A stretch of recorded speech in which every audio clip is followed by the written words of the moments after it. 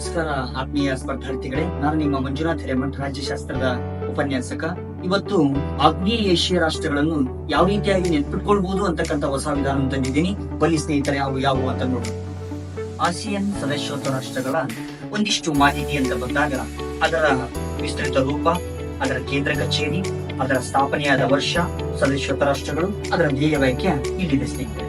ಹಾಗಿದ್ರೆ ಸ್ನೇಹಿತರೆ, ಟ್ರಿಕ್ಸ್ ಗಳ ಮೂಲಕವಾಗಿ ನೋಡೋದಾದ್ರೆ ಬ್ರೋ, ಕಾಫಿ, ಬೇಸಿಗೆಯಲ್ಲಿ ಲಸ್ಸಿ, ಮಮತಾನ ಇಚ್ಛೆ, ಎಲ್ಲಿಗೋಡು ಕುಡಿಬೇಕು ಅನ್ನೋದು, ವಿಯೆಟ್ನಾಂಗೂ ಕುಡಿಬೇಕು ಅನ್ನೋದು ಅಂತಕ್ಕಂಥದ್ದು.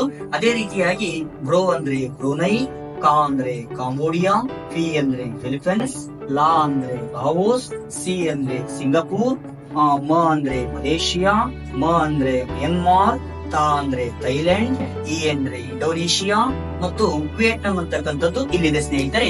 10 ರಾಷ್ಟ್ರಗಳನ್ನು ಈ ರೀತಿಯಾಗಿ ಸರಳವಾಗಿ ನೋಡಬಹುದು. ಇದನ್ನು ಕೂಡ ಚಿತ್ರಗಳ ಮೂಲಕವಾಗಿ ನೋಡೋದಾದ್ರೆ ಬನ್ನಿ ಸ್ನೇಹಿತರೆ ನೋಡಿ.